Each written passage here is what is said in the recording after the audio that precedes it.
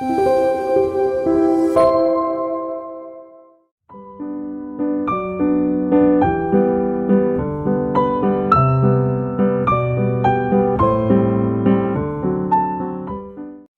믿음의 고백을 하니까 드림으로 말씀 앞에 나가도록 하겠습니다. 하나님 나를 사랑하신다. 하나님은 내 인생 크고 비밀한 계획 가지고 계신다. 하나님은 오늘도 나와 동행하셔서 그 계획 이루어 주신다. 아멘. 그렇게 될 줄로 믿습니다. 아멘. 성도인 저와 여러분들이 하나님 앞에 받는 구원에 대해서 설명하는 가장 합당한 단어가 있다면 은혜라고 하는 단어일 것입니다. 하나님은 저와 여러분들이 하나님을 기쁘시게 하는 어떤 행동을 했기 때문에 구원하신 것이 아니라 오직 예수 그리스도를 믿었기 때문에 구원을 해주셨기 때문입니다. 물론 이 자리에 계신 분들 어떤 분들 중에는 내가 예수를 믿었기 때문에 구원을 받았다면 전적인 하나님의 은혜라고 말할 수 없지는 않는가. 왜냐하면 우리 주변에 안 믿는 사람도 많은데 나는 믿었다 이렇게 생각을 하기 때문입니다. 근데 성경적 관점에서 놓고 보면 한 사람이 예수 그리스도를 향해서 마음의 문을 열려면 그곳에 반드시 성령님이 역사하셔야만 합니다. 성령께서 그 마음을 만져주시지 않으면 그 어떤 강팍한 영혼도 하나님 앞에 마음을 열 수 없다는 점에서 비록 내 입술로 믿음을 고백했을지라도 그 믿음을 고백할 수 있도록 하신 분은 하나님이시기 때문에 구원의 모든 과정은 절대적인 은혜라고 그렇게 말하는 것입니다. 그리고 사도 바울이 에베소 교회 성도를 향해서 보낸 편지에도 보면 그들이 받은 구원에 대해서 사도 바울은 은혜에 의하여서 믿음으로 말미암아 구원을 받았다 이렇게 설명을 합니다. 여기 중요한 순서가 나옵니다. 은혜에 의하여 믿음으로 말미암아 구원을 받았다. 은혜가 있었기 때문에 믿음이 생긴 거고 그 믿음에 의해서 구원을 받았기 때문에 이것은 너희에게서 난 것이 아니라 하나님의 선물이라 절대적으로 하나님이 우리에게 주신 거라는 것입니다. 그런 관점에서 저와 여러분들이 우리의 구원에 대해서 자랑할 것도 없고 내세울 것도 없고 우리가 할 수 있는 유일한 고백은 감사밖에 없습니다. 하나님은 아무런 자격도 없고 또 아무런 조건도 보지 않으시고 저와 여러분들에게 은혜로 구원을 주셨지만 이 구원은 절대로 공짜는 아닙니다. 많은 분들이 이 구원에 대해서 너무 쉽게 생각하는 이유가 이것이 공짜라고들 생각하기 때문이라 생각됩니다. 그런데 크게 두 가지 이유 때문에 성도의 구원은 공짜가 아닙니다. 첫 번째, 우리가 값을 내지 않았지만 하나님이 값을 내셨기 때문입니다. 그의 아들 예수 그리스도를 십자가에 못 박는 값이 있어서 우리가 구원을 받았는데 어떻게 이게 공짜일 수 있겠습니까? 두 번째, 그 아들을 내어주시고 그 아들이 십자가에 못 박힘으로 우리에게 아무것도 요구하지 않으셨다면 공짜일 수 있습니다. 그런데 성경이 말하는 구원에는 목적이 있습니다. 하나님께서 각 사람에게 구원을 주심으로 그 구원을 통해서 이루고자 하시는 무언가가 존재한다면 이건 공짜일 수 없습니다. 그럼에도 불구하고 참 안타깝게도 굉장히 많은 성도님들이 구원을 지극히 개인적인 관점에서만 이해하려고 합니다. 하나님이 나를 위해서 아들을 내어주셨다. 그래서 내가 천국 간다. 이게 구원의 전부인 분들이 굉장히 많아요. 그러다 보니까 어떤 문제가 벌어지는가? 구원받고 아무것도 안 합니다. 그냥 천국 갈 때까지 마냥 기다리는 것입니다. 그런 분들에게 구원은 천국을 목적으로 한다고 생각할 수 있을지 모르겠어요. 그런데 구원은 절대로 천국을 목적으로 하지 않습니다. 구원의 결과가 천국일 수는 있어요. 그런데 구원의 목적이 천국은 아닙니다. 왜냐하면 만약에 구원의 목적이 천국이라면 이미 저와 여러분들은 목적을 달성한 사람들입니다. 천국을 이미 받기로 약정된 사람들이면 그냥 데려가시면 될 거 아니냐고요. 목적이 성취가 됐으면 이 자리에 이렇게 남아있는 것이 아니라 천국에 가면 되는데 왜 하나님께서 저와 여러분들을 지금 이 자리에 그리고 이 시대에 살게 하십니까? 목적이 있기 때문입니다. 지금 우리 삶에서 우리가 살아가는 이 시대 속에서 저와 여러분들에게 하나님이 기대하시는 무언가가 있기 때문에 구원하여 주신 것이고 그게 있기 때문에 지금의 시대를 살게 하신 것입니다. 성경에 보면 사도 바울이 한 사람을 하나님 구원하셨을 때 각 사람에게 가지고 계셨던 구원의 목적이 있음을 이렇게 기술을 합니다. 에베소서 4장 11절로 12절 그가 어떤 사람은 사도로 어떤 사람은 선지자로 어떤 사람은 복음을 전하는 자로 어떤 사람은 목사와 교사로 삼으셨으니 이는 성도를 온전하게 하여 봉사의 일을 하게 하며 그리스도의 몸을 세우려 하심이라. 여러분, 만약에 구원의 목적이 천국이라면 하나님께서 뭐 한다고 직분을 주십니까? 뭐 한다고 그 직분자를 통해서 훈련을 시키시고 뭐 한다고 이렇게 교회를 모이게 하십니까? 그냥 편안하게 살다가 천국에서 보자 이러시면 될 터인데 목적이 있는데 사도 바울이 기술한 목적은 뭔가? 그리스도의 몸을 세우게 하려 함이니라. 하나님께서 이 땅에 두고 싶으셨던 교회를 섬기고 그 교회 안에서 성도가 서로를 향하여서 헌신하는 모습을 보고 싶으셔서 저와 여러분들을 구원하셨다는 것입니다. 오늘 우리가 살펴보게 될 본문의 말씀 역시 사도 바울이 그에게 주신 구원을 따라 하나님께서 그에게 기대하시는 구원의 목적이 있음을 인식하고 그가 헌신하고 있는 세 가지 삶에 대해서 우리에게 말해줍니다. 저는 이 말씀을 통하여서 사도 바울이 헌신하고 있는 그 구원의 목적에 저와 여러분들도 헌신하기로 작정하는 귀한 시간이 되었으면 좋겠습니다. 첫 번째, 사도 바울은 자신의 삶이 교회를 세우는 일에 고난받는 삶에 헌신되어 있다, 그렇게 말하고 있습니다. 24절 말씀입니다. 나는 이제 너희를 위하여 받는 괴로움을 기뻐하고 그리스도의 남은 고난을 그의 몸된 교회를 위하여 내 육체에 채우노라. 사도 바울이 쓴 서신 중에 옥중서신이라는 것이 있습니다. 로마 감옥에서 쓴 서신인데 4권입니다. 그 중에 한 권이 골로새서입니다. 그러니까 골로새서는 사도 바울이 감옥에서 골로새에 있는 성도들을 생각하면서 쓴 서신인데 중요한 건 이겁니다. 왜 사도 바울이 감옥에 갇혔냐는 겁니다. 혹시 그가 정치범이었기 때문일까요? 아니면 사회적으로 어떤 문란한 행동을 했기 때문에 그가 감옥에 들어가 있는가? 그렇지 않습니다. 딱 한 가지 이유 때문입니다. 사도 바울이 이방인들에게 복음을 전했다는 이유로 유대인들이 고소했기 때문입니다. 다른 이유가 하나도 없습니다. 그러니까 이방인들이었던 골로새 사람들에게 편지를 쓰면서 바울이 말하는 거예요. 내가 여기 있는 건 너희들에게 복음을 전하기 위함이었노라고. 그래서 말하는 거면 너희를 위한 고난이라고. 여기서 우리가 분명히 확인할 수 있는 것이 있습니다. 만약 구원이 나만을 위한 것이었다면 사도 바울이 왜 감옥에 가 있어야 됩니까? 그냥 그도 편안하게 우리처럼 일주일에 한 번 정도 교회 가서 예배드리고 그냥 자기 삶을 살다가 천국 가면 될 터인데 뭐 한다고 그가 감옥에까지 가면서까지 그렇게 사역을 해야 됩니까? 구원이 우리만의 것이 아니기 때문입니다. 성경이 말하는 구원은 절대적으로 개인을 포함하고 있는 공동체적입니다. 한 사람을 구원함으로 그를 공동체에 보내서 공동체를 유익하게 하기 위해서 하나님은 구원을 하신 것입니다. 그리고 그 목적을 알았기 때문에 사도 바울은 이방인들에게 복음을 전하려다가 감옥에까지 가는 것도 감수했던 것입니다. 사실 이런 구원의 그림은요, 신약에 와서 처음 나타난 것이 아닙니다. 우리가 잘 아는 것처럼 구원의 첫 번째 실질적인 출발점은 아브라함을 선택하면서부터입니다. 하나님께서 아브라함을 선택하시고 그에게 주셨던 가장 유명한 명령이 어떤 명령인가? 너는 복이 될지니라. 여러분, 우리는 이렇게 생각하지 않습니까? 내가 예수님 믿어서 복 받는다고 생각을 하는데 하나님께서는 아브라함에게 복에 대한 명령을 주세요. 내가 너에게 땅도 주겠다, 자손도 주겠다. 그리고 그 목적이 뭐라고 말하는가? 너는 복이 될지니라. 그러니까 하나님께서 아브라함을 선택하시면서 그에게 복을 주시지만 그만을 위한 복은 아니라는 겁니다.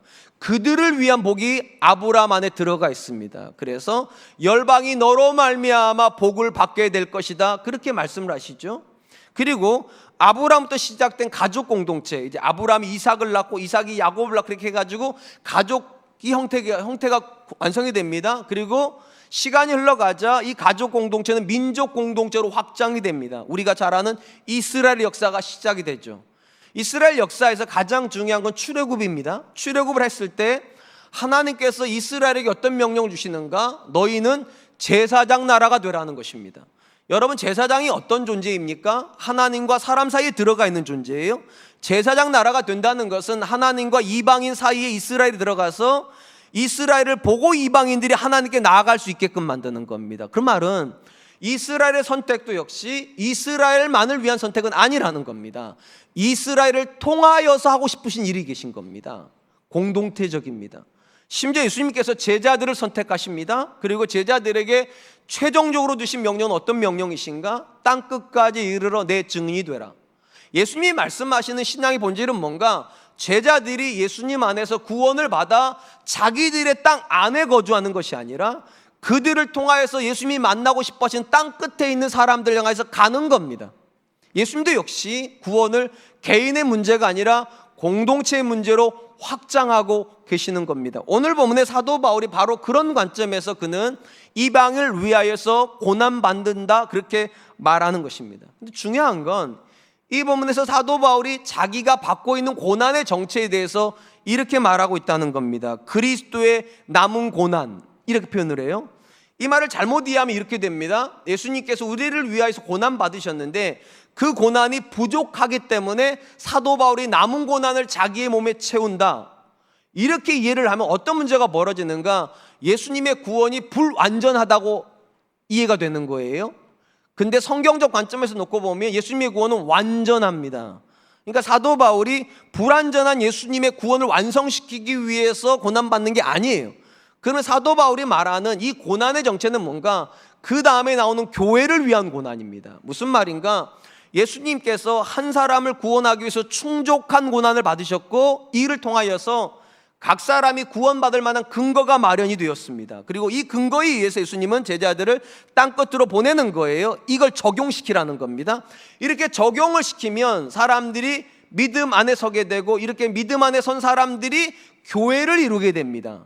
문제는 무엇인가? 이 교회가 태어나고 기능을 하려면 누군가가 고난을 받아야 된다는 겁니다. 왜냐? 그 교회를 위해서 수고해야 되고 그 교회를 위해서 헌신해야 되기 때문입니다. 마치 이런 거랑 비슷한 거예요. 사도 바울이 이렇게 생각하는 겁니다. 하나님의 구원 계획에 의해서 예수님이 고난 받으셨다면 예수님의 교회를 위한 계획을 위해서 성도가 고난 받는 게 당연한 거라. 다시요, 조금 중요하니까, 하나님의 구원 계획에 의해서 예수님이 고난받는 게 당연하다면 예수님의 교회를 위한 계획을 위해서 성도가 고난받는 건 지극히 당연해야 된다고. 그래야 교회는 설 수 있으니까. 우리가 사는 세상에서요, 지금도 여러 생명들이 태어납니다. 그런데 모든 생명이 태어나는 데는 공통점이 있습니다. 그냥 태어나는 생명은 없다는 겁니다. 고난이 반드시 수반이 됩니다. 우리가 자녀들을 키우다가 자녀들이 철없는 행동을 하면 부모들이 뭐라고 말을 합니까? 저게 결혼을 해서 저 닮은 자식 낳아서 키워봐야 철든다고도 그렇게 얘기를 합니다. 왜 자녀를 낳아봐야 철이 들까요? 이런 것 같아요. 자녀를 낳을 때 고통당해보고 그 자녀를 키우면서 모진 세월을 거쳐봐야 부모가 괜히 나를 키운 게 아니구나, 그냥 부모니까 키운 게 아니라는 걸 깨닫게 된다는 겁니다. 제가 지금도 어제 일처럼 생생하게 기억하는 일 중에 하나가 저희 큰아이가 태어날 때입니다. 22년이나 된 기억인데요, 22년 제가 그날의 기억을 아주 생생하게 기억을 합니다. 1998년 11월 달의 이야기입니다. 아주 어제 같아요, 진짜로요. 그날 제가 산부인과 병실에 있었습니다. 우리 장모님께서 들어오시더니만 이렇게 말씀하셨습니다. 정서방, 나는 심장이 떨려서 못 보겠네 하고 나가버리셨어요. 그러니까 저 혼자서 거기서 2시간을 있는데 빨리 전 이런 생각, 의사 선생님이 저보고도 나가라고 그랬으면 정말 좋겠어요. 너무 무서웠어요, 진짜로. 제 아내가 막 죽는 듯이 소리를 치는데 저를 잡는데 놔주지를 않아요. 미치겠고, 제 아내가 죽을 것 같고, 마치 생각에 아이냐 산모냐 이걸 선택해야 되는 것 같은 그런 어려운 일을 겪었어요. 그때 제가 깨달은 것이 있어요. 그냥 태어나는 생명은 없구나. 생명과 생명을 맞바꾸는 고통이 그 중간에 들어가 있어서 자녀가 태어나는구나. 엄마의 고통이 없이 태어나는 자식은 없다. 그때 제가 알았어요. 그 다음에 그 아이가 태어나서 제가 아빠가 됐습니다. 그때부터 제가 진짜 모진 세월을 살았습니다. 이런 게 모질더라고요. 내 입에 안 들어가는 건 괜찮은데 내 자식이 못 먹는 건 너무 고통스러워요. 내가 못 먹는 거, 내가 못 입는 거, 내가 못 씻는 건 괜찮은데 내 자식이 나 때문에 그게 안 된다는 건 정말 견딜 수가 없었어요. 그래서 제가 또 알았어요. 이 땅의 아빠들은 자기를 위해서 일하는 게 아니구나. 자식을 위해서 일하는구나. 먹이려고, 입히려고, 그 자녀에게 조금이라도 좋은 환경을 주려고. 그때 또 제가 알았어요. 우리 아빠도 나한테 그렇게 하셨겠구나. 우리 어머니도 나한테 그렇게 하셨겠구나. 그리고 그렇게 미웠던 아버지가 용서가 됐어요. 나를 이만큼 키워주셨으니까. 나는 욕했는데, 속으로 이 정도밖에 못 키워줬다고 욕했는데, 내가 내 자식 키우면서 모진 세월 살다 보니까 나 정도 키우는 것도 쉬운 게 아니구나. 그래서 마음으로 용서가 됐어요, 우리 아버지가요. 그래서 알았어요, 어른들이 왜 아이를 낳고 키워봐야 철이 드는지. 모든 생명은 고난의 산물입니다. 교회도 마찬가지입니다. 하나님께서 이 땅 가운데 그분의 은혜로 교회를 주시는 게 맞습니다. 그런데 그냥 태어나는 교회는 없습니다.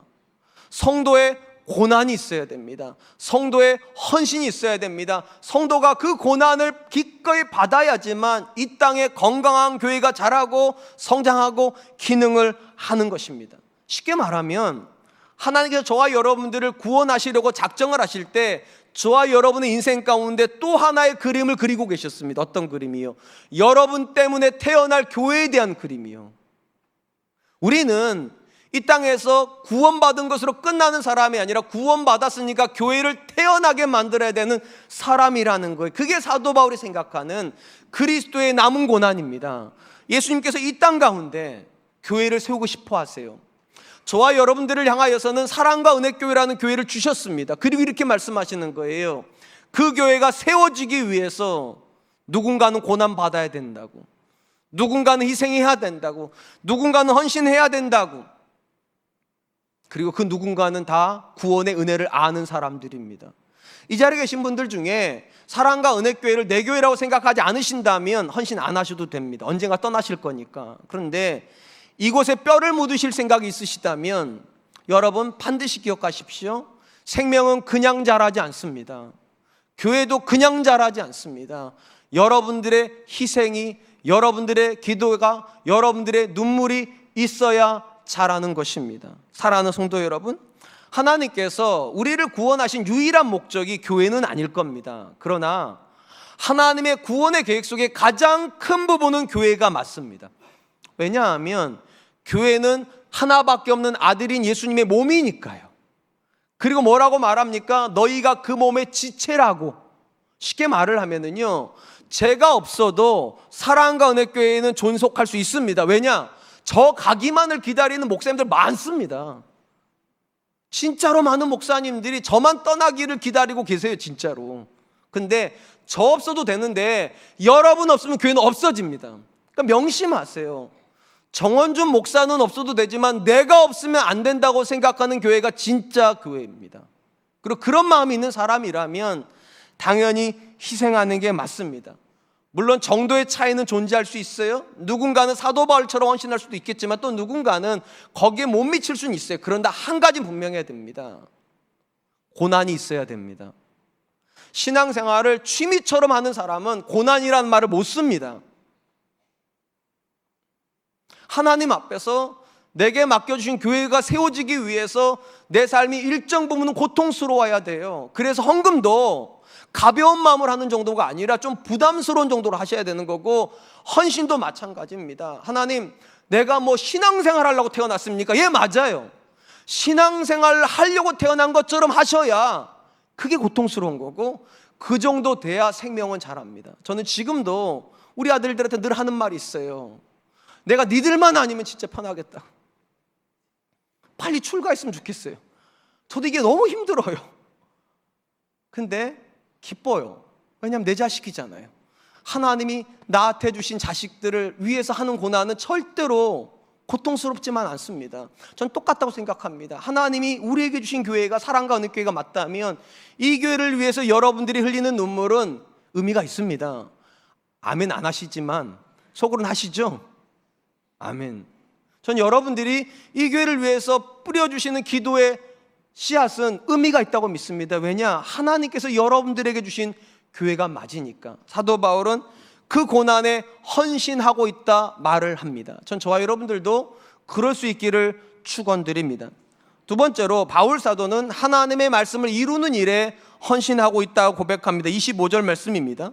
내가 교회의 일꾼 된 것은 하나님이 너희를 위하여 내게 주신 직분을 따라 하나님의 말씀을 이루려 함이니라. 사도 바울은 그가 교회를 섬기기 위해서 하나님께서 직분을 주셨다라고 확신을 합니다. 그리고 이 직분의 목적은 뭔가?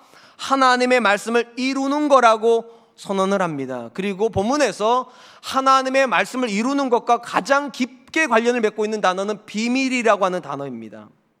사도 바울은 이렇게 생각을 했습니다. 하나님께서 만세전에, 그러니까 이 땅의 역사가 시작되기 이전에 하나님께서 가지고 계신 비밀과 같은 계획이 있었다는 겁니다. 이 계획은 예수 그리스도입니다. 그리고 예수 그리스도 이에서 하나님께서 열방을 하나님께로 데리고 오시는 계획을 가지고 계셨다. 근데 왜 이게 비밀이냐?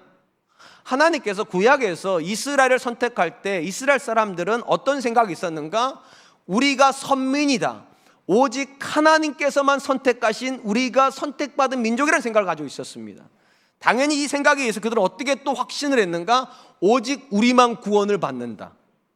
그러다 보니까 예수님께서 유대인 제자들을 부르셨잖아요. 그리고 그들을 향해서 땅끝까지 이르러 내 증인이 되라고 말씀하셨는데도 이들이 땅끝으로 안 갑니다. 왜 안 가는가? 이들이 이렇게 생각하는 거죠. 이방인들이 유대 땅에 들어와 가지고 유대인이 되는 건 허용을 하지만 우리가 이방인들에게 가는 건 이건 있을 수 없는 일이라는 거예요. 왜냐? 우리만 선택받았으니까. 저들이 유대인이 된다면 모를까? 그래서 그들은 안 가는 겁니다. 왜냐? 이 비밀을 모르니까요. 근데 하나님께서 이 비밀을 열방 가운데 드러내기 위해서 유대인이었음에도 불구하고 바울을 선택하십니다. 그리고 이 비밀을 증거하는 것이 말씀을 성취하는 거라고 그는 믿었기 때문에 자기의 전생애를 드리는 겁니다. 그러다가 감옥에까지 가 있는 것입니다. 우리가 요한복음을 읽다 보면은요, 굉장히 독특한 선언을 발견하게 됩니다. 바로 이런 선언입니다. 말씀이 육신이 되어 우리 가운데 거하신다. 그러니까 요한은 예수님과 말씀을 동격으로 취했습니다. 왜 그러면 예수님과 말씀이 동격인가? 논리적으로 굉장히 간단합니다. 성경에 나오는 모든 말씀은 궁극적으로 구원을 위해서 주어졌습니다. 그러니까 말씀의 모든 목적은 구원이고 이 구원은 오직 예수님 안에서 이루어졌습니다. 그러면 당연히 모든 말씀은 누구를 지향하게 되어 있습니까? 예수님을 지향하게 되어 있습니다. 그래서 요한은 이렇게 가는 겁니다. 말씀이 곧 예수님인 거예요. 그런 관점에서 따지고 놓고 보면 우리가 말씀을 이루면서 산다는 건 본질적으로 우리가 예수님을 위해서 산다는 겁니다. 우리 삶에서 예수님을 위하는 모습이 없는데 말씀이 이루어지는 건 없어요. 조금 노골적으로 말하면 우리는 절대로 성공하기 위해서 순종하는 거 아닙니다. 행복하려고 예수님의 말씀에 순종하는 것도 아닙니다. 조금 더 넉넉한 삶을 살고 조금 더 안정적인 삶을 살려고 말씀에 순종하는 거 아닙니다. 궁극적으로는 내 삶을 통하여서 그리스도가 증거되게 하기 위해서 말씀에 순종하는 거예요. 그게 사도 바울이 생각하는 말씀을 이루는 삶입니다. 누군가가 저한테 목사님은 이 시대를 어떻게 생각하세요? 이렇게 질문을 한다면 제 머리에 떠오르는 단어는 언제나 하나입니다. 맛을 잃은 소금이요. 맛을 잃은 소금. 이 말씀이 마태복음 5장에 나오는 말씀입니다. 마태복음 5장에서 예수님께서 산상설교를 하시면서 제자들의 정체성을 이렇게 말씀하시죠. 너희가 세상의 소금이다. 너희가 세상의 빛이다. 그러면서 경고를 하세요. 너희가 성도다움을 상실을 하면 너희는 맛을 잃은 소금이 될 거라고. 그리고 맛을 잃은 소금은 사람들이 길거리에다 버려서 밟히게 될 거라고. 그래서 맛을 잃은 소금하고 같은 말은 뭐냐? 밟히는 소금입니다. 이 시대의 성도들을 보면서 저는 느끼는 게 그런 거예요. 저를 봐도 마찬가지입니다. 세상 사람들이 조롱합니다. 그래서 예수님 믿어서 어쩌라고? 뭐가 달라졌는데? 넌 도대체 어떻게 다르게 사는데? 아무리 봐도 그들의 눈에는 우리가 달라 보이지를 않습니다. 맛이 없어요. 그냥 평범해요, 지극히. 그러면 하나님께서 원래 우리에게 기대하셨던 성도다움의 모습은 무엇인가? 성경에 이렇게 기록이 되어 있습니다. 마태복음 5장 16절 말씀입니다. 이같이 너희 빛이 사람 앞에 비치게 하여 그들로 너희 착한 행실을 보고 하늘에 계신 너희 아버지께 영광을 돌리게 하라. 하나님께서 성도답다, 맛이 느껴진다, 빛을 발한다고 말하는 성도는 어떤 성도인가? 그의 삶을 보고서 누군가가 궁금해야 된다는 거예요. 도대체 저 사람은 왜 저렇게 사나? 저 엄마는, 저 아빠는, 저 남편은, 저 아내는 왜 저렇게 사나? 들여다보니까 하나님 믿는구나. 그래서 저렇게 착한 거였구나. 그래서 저렇게 헌신적이었구나. 그래서 저렇게 사람이 참 근사한 거였구나. 그러니까 하나님께서 기대하시는 모습은 무엇인가? 성도의 삶을 통해서 하나님이 보여지기를. 그것이 하나님께서 기대하신 복음적 삶입니다. 제가 잘 아는 장로님 중에 큰며느님을 믿지 않는 가문에서 받은 장로님이 계십니다. 제가 미리 오해를 살까 봐 말씀드릴게요. 지금 이 장로님 집에서 가장 예수님 잘 믿는 분이 이 큰며느님이십니다. 그리고 제가 또 밑밥을 깔아놓게 미리요. 제가 목사지만 우리 아들이 꼭 믿는 며느리를 데려오리라는 보장이 요즘 없어 보여요. 왜냐하면 우리 아들 보니까 자꾸 예쁜 여자를 좋아해요. 근데 교회에 예쁜 여자 있긴 하죠. 근데 세상에 더 많아요. 그래서 제가 요즘 굉장히 많이 불안해요. 근데 그 장로님 보면서 제가 소망을 얻었어요. 한 번만 들어보세요. 이 장로님 신앙이 굉장히 좋습니다. 근데 어떻게 하다가 믿지 않는 며느리를 받았는가? 여기에 비밀이 들어가 있습니다. 이 며느리 되시는 분의 친정 아버님께서 이 며느리를, 그러니까 따님을 굉장히 사랑하셨어요. 그래서 결혼을 시키기 전에 자기 주변 사람들 관찰을 했다는 겁니다. 뭘 관찰했는가? 주변에 있는 남자 중에 아내한테 잘하고 자식한테 잘하는 남자들이 어떤 사람일까 봤는데 공통점이 있더라는 겁니다. 교회 다니더라는 거예요. 그래서 본인은 교회를 안 다니면서 자기 딸이 행복해야 되니까 사위는 교회를 다녀야 되겠다고, 그리고 딸에게 명령했다는 거예요. 누구를 데려와도 되는데 교회 다니는 남자 데리고 오라고. 그렇게 해가지고 장로님 아들이 뽑힌 거예요. 들어왔어요. 너무 멋있지 않습니까? 결국 친정에서는 안 믿던 예수님을 시댁에 와서 예수님을 믿고요, 시댁에서 가장 예수님을 잘 믿는 며느리가 돼버렸어요. 여러분, 세상 사람들이 우리를 보면서 그런 말 합니까? 교회 다니는 남편 다르구나, 교회 다니는 아내는 다르구나, 교회 다니는 자녀들은 다르구나. 아니, 교회 다니는 사람들도 다 다른데 사랑과 은혜교회는 특별히 더 다르구나. 아멘. 여기서는 아멘 해야 돼요. 그렇습니까? 하나님께서 성도답다, 소금만 나고 빛을 발하는 사람이라고 말하는 사람은 그런 사람들입니다. 안 믿는 사람이 볼 때에도요, 탐나는 사람들이요, 야, 저런 사위가 하나 얻으면 정말 좋겠다, 정말 예수님 잘 믿는데 가정적이다. 안 믿는 부모가 볼 때, 며느리 볼 때, 야, 저런 며느리는 정말 우리 집에 들어오면 좋겠다, 어른들한테 잘하고 정말 현숙하고 어떤 일을 해도 어쩜 저렇게 정갈하게 하나, 너무 탐난다, 예수님 믿어도 좋겠다, 정말 좋겠다. 한번 생각해 보시기 바랍니다. 예수님의 제자들과 성경에 보니까 500의 형제들만 예수님의 부활을 목도한 사람들입니다. 그리고 그 다음에 나오는 어떤 사람도 예수님의 부활을 보고서 믿은 사람은 없습니다. 굉장히 안타깝게도요, 저는 목사하지 않습니까? 제 개인적으로 저를 괜찮은 목사로 생각을 해요. 여러분 어떻게 생각해요? 상관없습니다. 괜찮게 생각해요. 근데 참 아쉬운 게 뭐냐, 꿈에서라도 예수님 얼굴 한 번만이라도 보고 싶은데 저는 아직까지 예수님 얼굴 못 봤습니다. 제가 못 본 걸 보니까 여러분도 못 본 게 확실합니다. 그죠? 못 보셨을 거예요. 기적이 뭔지 아세요? 그 얼굴 한 번 못 봐놓고서는 예수님이 나를 위해서 죽으신 걸 믿습니다. 부활하신 것도 믿습니다. 심지어 다시 오시는 것도 믿습니다. 이게 왜 놀라운 줄 아세요? 교회 바깥에 있는 사람들에게 이런 소리는 정신없는 소리예요. 저희 큰아버님이 저한테 그러셨다니까. 네가 봤냐고. 예수님이 너 때문에 죽은 거 봤어? 네가? 부활하는 거 네가 봤어? 다시 오시는 거 네가 봤어? 물론 지금 우리 큰아버지 교회 다니세요. 그렇게 생각한단 말이에요. 근데 참 놀랍게도 우리는 본 적도 없고 직접 그 목소리를 생생하게 들은 적도 없고 다시 오실 것을, 미래적 사건을 무슨 꿈속에서도 본 적도 없는데 우리는 마치 이것이 당연한 것처럼 믿고 있습니다. 왜 그랬을까요? 아마 제 생각에 딱 두 가지 이유 때문일 겁니다. 첫 번째 이유는 태어나 보니까 우리 집이 교회 다니고 있어요. 그럼 그냥 믿어야지 어쩔 거예요, 그거는요. 그걸 모태신앙으로 말합니다. 그건 자연스럽게 받아들여지는 거예요. 또 하나는 가장 보편적인 겁니다. 나는 안 믿었는데 내 주변에 믿는 사람이 있었을 겁니다. 그리고 그 사람이 여러분 눈에 신뢰할 만한 사람이었을 겁니다. 저런 사람이 믿는 예수님이라면, 저런 사람이 다니는 교회라면 괜찮겠다. 하나님께서 우리에게 헌신하기를 원하시는 삶, 구원이라고 하는 걸 우리에게 주시면서 우리에게 기대하셨던 목적 중에 하나가 무엇인가? 맛깔이 있어야 된다는 겁니다. 성도가 맛이 있어야 돼요. 맞아, 예수님 믿으면 저래야지, 예수님 믿는 남편은 저래야지, 예수님 믿는 아내는 저래야지, 그리고 안 믿는 사람도 야, 저런 사람이랑 같이 있으면 참 좋겠다 할 만큼 그런 사람이야 복음은 들어간다는 것입니다. 사랑하는 성도 여러분, 저와 여러분들은 하나님의 말씀을 이루는 일에 헌신하고 있습니까? 오늘 본문에서 사도 바울이 강조하는 것은 이것입니다. 하나님의 말씀을 이룬다는 건 막연한 게 아니라는 겁니다. 우리 삶에서 그리스도가 증거되는 것이라고.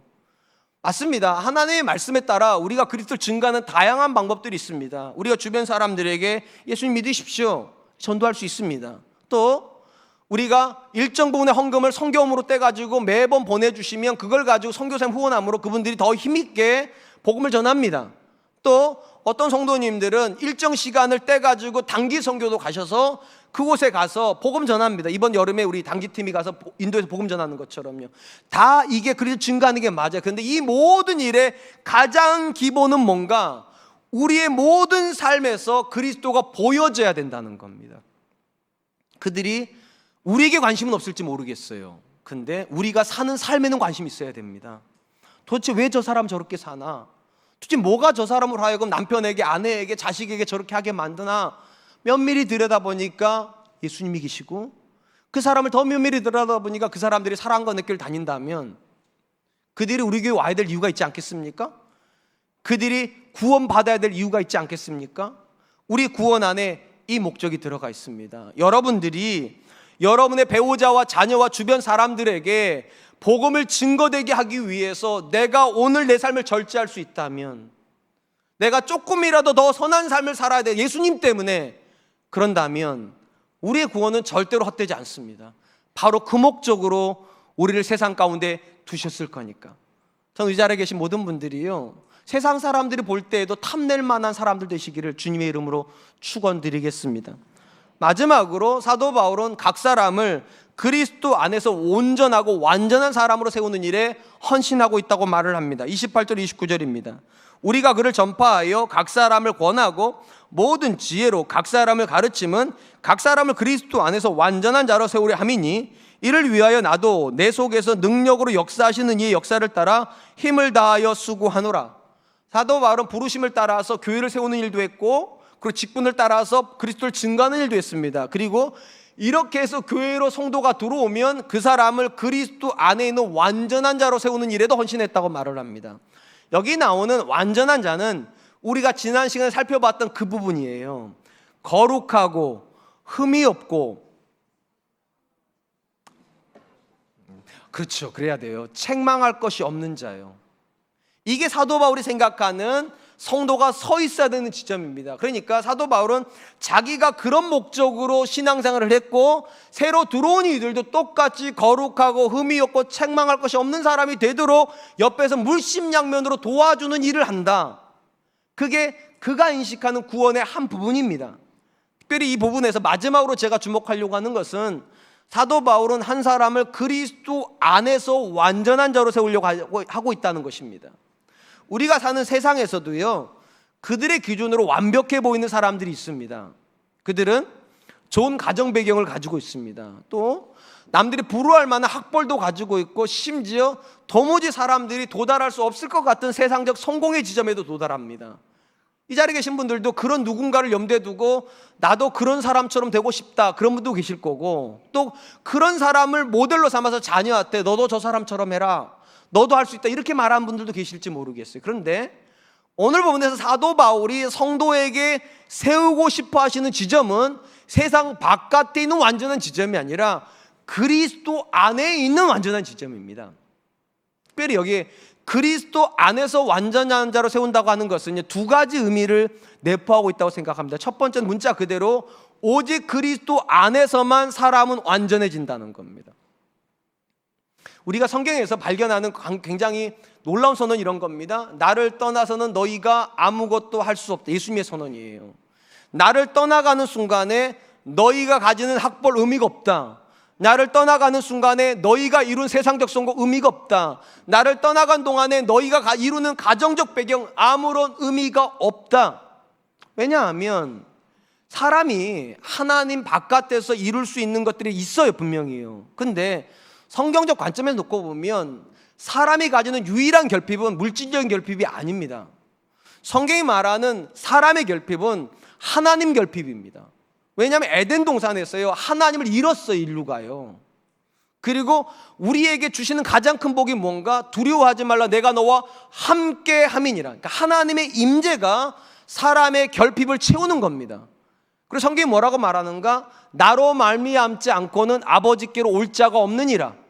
그러니까 누군가가 하나님이라고 하는 이 거룩한 본을 내 삶의 체험으로 만족을 누리려고 한다면 절대로 그리스도 바깥은 불가능한 겁니다. 또 이것이 사실이라면 여러분들이 여러분의 자녀를 축복하고 싶어가지고 교회 바깥으로 자꾸 내모셔서 그 자녀로 세상에 성공하게 하고 좋은 학벌을 가지게 하고 또 나름 행복하게 살게 만드는 것은 그 자녀를 축복하는 거 아닙니다.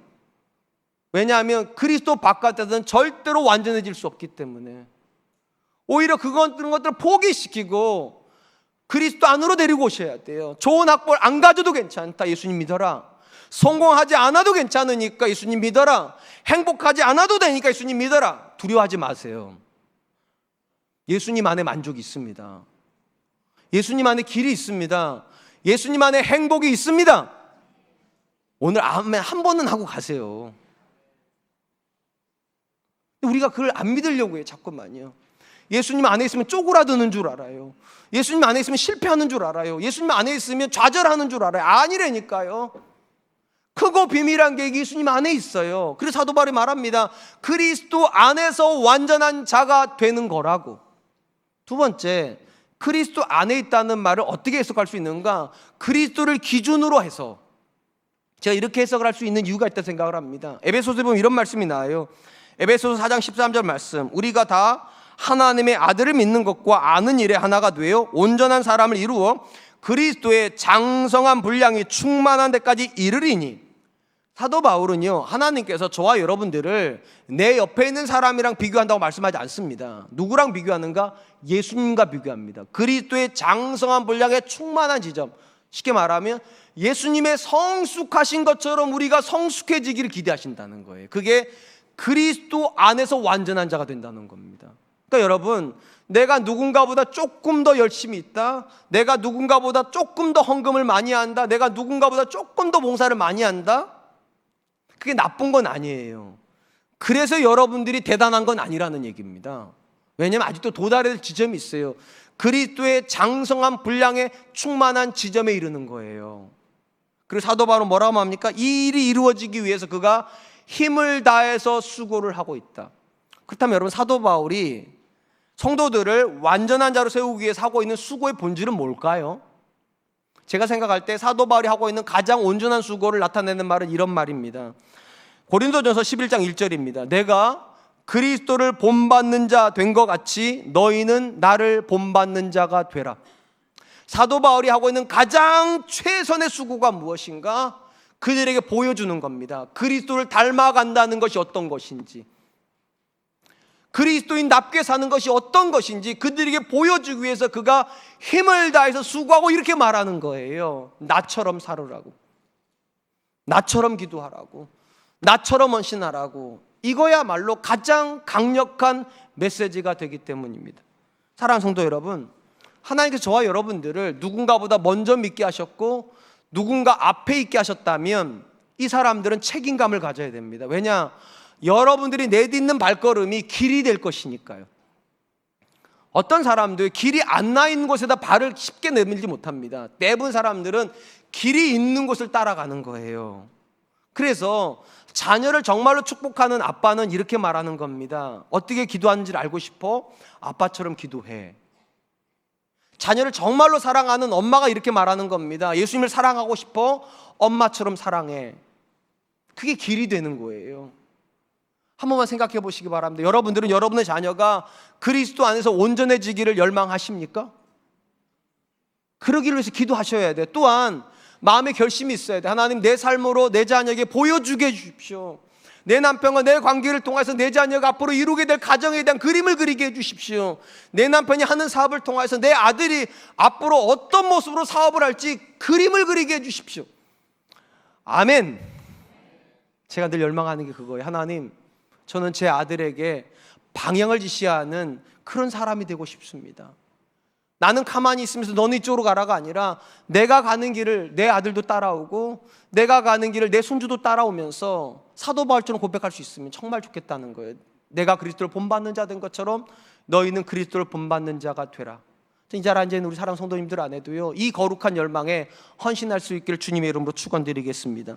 이제 말씀을 맺으려고 합니다. 구약으로부터 하나님께서 가지고 계셨던 모든 구원의 그림은 하나였습니다. 개인을 위한 구원이 아니라 공동체를 위한 구원입니다. 그 안에 분명히 개인이 들어가 있습니다. 그런데 개인만을 위한 것이 아니라 공동체를 섬기게 하려고 하나님께서 우리에게 구원을 주셨습니다. 그리고 오늘 본문에서 사도 바울은 이 구원에 따라서 세 가지에 헌신하고 있다고 말합니다. 첫 번째, 그리스도의 교회를 세우기 위해서 고난받는 일에 헌신하고 있다. 우리도 그럴 수 있었으면 좋겠습니다. 두 번째, 자기 삶을 통하여서 말씀이 성취가 되고 말씀의 성취가 그리스도를 증거하는 일이다. 자기는 그런 일을 위해서 감옥에 들어가 있다라고까지 얘기를 합니다. 세 번째, 그는 각 성도들을 그리스도 안에서 완전한 자로 세우는 일에 전심전력하고 있다. 어떻게 해요? 본을 보여줌으로요. 내가 그리스도를 본받는 자 된 것 같이 너희는 나를 본받는 자가 되라. 오늘 이 말씀 앞에서 우리의 기도 제목이 나왔으면 좋겠습니다. 하나님, 나도 사울 도발과 같은 이 일에 헌신하는 사람 되게 하여 주시옵소서. 그렇게 될 수 있길 주님의 이름으로 축원드리겠습니다. 이 시간 우리 함께 찬양할 텐데요, 주의 말씀 앞에 선이란 찬양입니다.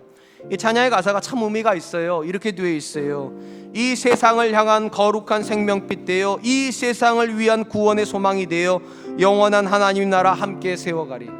우리가 하나님을 위하여, 세상을 위하여 존재하려고 하면 우리를 통하여서 하나님께 세상을 만나주시겠다는 겁니다. 주의 손과 발이 되어서. 우리 찬양 드리면서 하나님, 내가 그런 사람 되게 해주십시오. 우리 같이 한 번만 찬양하겠습니다.